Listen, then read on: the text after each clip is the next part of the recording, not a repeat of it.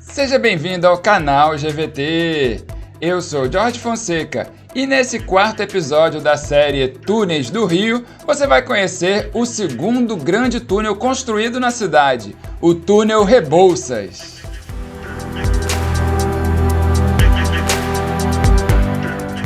No episódio anterior você assistiu um pouco da história sobre a linha Lilás e agora eu tô passando pela linha Vermelha, que é um dos acessos diretos ao viaduto que chega até o túnel Rebouças. Inclusive aqui no canal GVT também tem um vídeo, se você quiser conhecer um pouco sobre a linha Vermelha, você pode assistir. Eu tô fazendo o caminho contrário, dessa vez eu tô indo em direção ao centro da cidade e lá continua pelo elevado da Paulo de Fronten. A linha Vermelha foi inaugurada em 1978, mais de 10 anos depois do túnel Rebouças, mas ela também está planejada dentro do projeto do arquiteto grego Constantino Doxíades, o Plano Doxíades, que é o plano policromático. A linha vermelha interliga a rodovia Presidente Dutra, a BR-116, que vai para São Paulo, ao centro da cidade.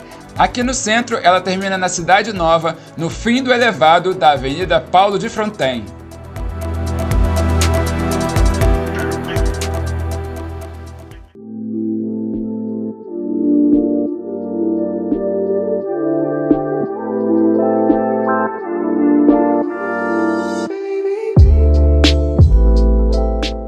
O elevado da Paulo de Fronten, ou viaduto Engenheiro Freycinet, que é o nome oficial desse viaduto aqui, vai desde o encontro com a linha vermelha até o emboque do túnel Rebouças. Daqui também a gente consegue ter uma vista privilegiada do Cristo e do maciço carioca com a Floresta da Tijuca. Essa montanha que sempre foi o desafio do Rio de Janeiro para atravessar do centro da cidade e da Zona Norte em direção à Zona Sul.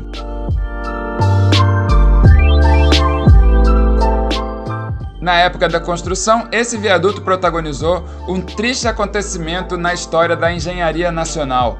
Uma parte do viaduto desabou sobre a rua Adoc Lobo, que é uma das que fazem o acesso entre a Tijuca e o centro da cidade. Na época do acidente, o viaduto ainda estava fechado ao tráfego, mas por baixo era possível transitar, e foi esse justamente o problema. Um caminhão betoneira veio aqui em cima para concretar uma parte da estrutura, e a estrutura acabou não aguentando e desabou sobre a rua Adoc Lobo, que naquele momento, quase 11 da manhã, estava normalmente o tráfego passando, cheio de gente, e foi uma grande tragédia. Muitas vítimas fatais, muito transtorno para a cidade, e no final de contas foram abertos inquéritos, foram feitos vários estudos aqui para definir as responsabilidades e também saber as causas, e para poder continuar as obras, para poder saber se precisava demolir, se tinha que reforçar. Afinal de contas, o túnel Rebouças já tinha sido aberto e era necessário melhorar o trânsito dessa região da cidade. Depois daquele caos de 1971, o governo colocou outra empresa para poder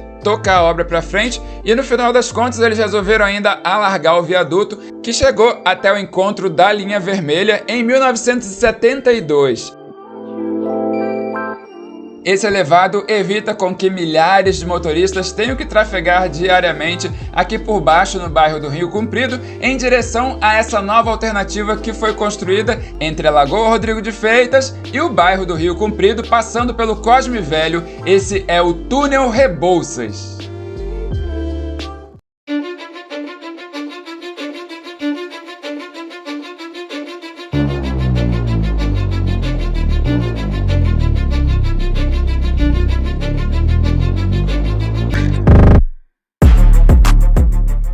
O túnel Rebouças foi construído em 4 galerias e 2 delas estão entre o Rio Comprido e o Cosme Velho e tem uma extensão de 760 metros. As obras do túnel começaram em 1962, mas foram um pouco demoradas. O túnel só foi inaugurado 5 anos depois, fazendo essa nova ligação da Zona Norte com a Zona Sul da cidade. Acontece que naquela época eram 2 cidades distintas. Hoje em dia não mudou tanto, mas muitas vezes uma pessoa que queria sair da Tijuca, por exemplo, exemplo, em direção à Zona Sul, era mais prático subir o alto da Boa Vista, descer no Itaiangá e passar pela Niemeyer em direção à Zona Sul. Hoje é um caminho que realmente não faz sentido. Além de melhorar os acessos em direção à Lagoa e ao centro da cidade, o túnel também contemplou a região de Laranjeiras e a região do Cosme Velho. Aqui, entre as duas galerias, existe um espaço onde foi feito um viaduto sobre a Rua do Cosme Velho. Além disso, o bairro tem um acesso aos túneis por um conjunto de pistas construídas entre o Largo do Boticário e a Ladeira dos Guararapes.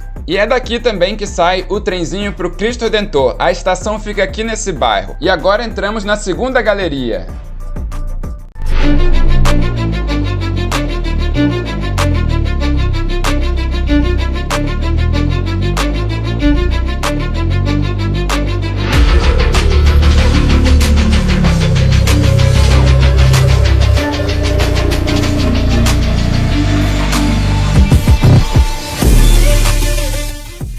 As outras duas galerias entre o Cosme Velho e a Lagoa têm 2.040 metros de extensão. Isso quer dizer que do Rio Comprido à Lagoa são 2.800 metros de túnel. Foi uma obra colossal na época. No total foram escavados 5.600 metros de túnel, tendo sido inaugurado no ano de 1967. Mas, na verdade, foi aberta só a primeira galeria. Só em 1969 é que a segunda parte da obra foi concluída. Na época, a ligação Rio Comprido-Lagoa, como ele era conhecido, era utilizada apenas por 6 mil veículos por dia. E hoje em dia, o fluxo médio é de 190 mil. O nome do túnel foi uma homenagem a dois irmãos baianos chamados André e Antônio Rebouças. Eles eram filhos de uma escrava alforriada e um alfaiate. Eles eram negros, enquanto ainda estávamos na lastimável época da escravidão. E eles estão entre os maiores engenheiros do Brasil durante o Segundo Império. Entre várias obras importantes para o país está a solução do problema de abastecimento de água do rio e também a construção de docas, pensando no comércio do país.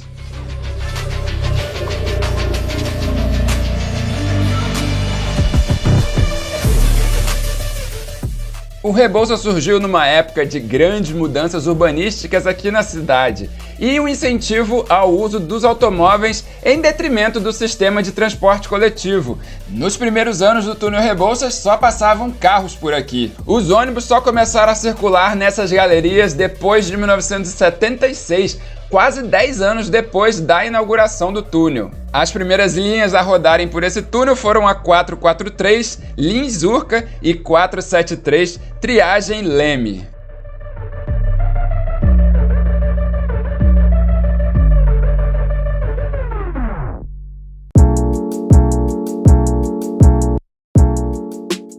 O túnel já tem 56 anos e também por isso ele fecha para manutenção e limpeza às terças e quintas de 11 às 5 da manhã, exceto nos feriados. Aqui na saída da Lagoa também foi construído um viaduto sobre a Rua Jardim Botânico, fazendo assim a conexão com o bairro e as avenidas no entorno da Lagoa, que representam uma importante peça no quebra-cabeça viário da cidade do Rio. O bairro, de um modo geral, é o terceiro mais valorizado da cidade. Ele está atrás apenas do Leblon e de Ipanema, e uma das causas dessa valorização é a escassez de terrenos para novos empreendimentos imobiliários. Isso porque o bairro está aqui entre o Maciço da Tijuca e a Lagoa Rodrigo de Freitas. Os bairros do Leblon e de Ipanema são bairros bem próximos aqui no entorno da Lagoa também. Além disso, essa é uma importante área de lazer e de práticas de esportes aqui do Rio e já sofreu inúmeras intervenções urbanas. Antes dos portugueses aqui estavam os tamoios. Depois da eliminação dos índios tamoios, vieram os canaviais, as fazendas e também as chácaras. E posteriormente esses terrenos foram diminuindo e enchendo de moradores como a gente conhece hoje. Já houveram até remoções de favelas aqui. E hoje o bairro conta com parques como o da Catacumba, Parque do Cantagalo e Parque dos Patins.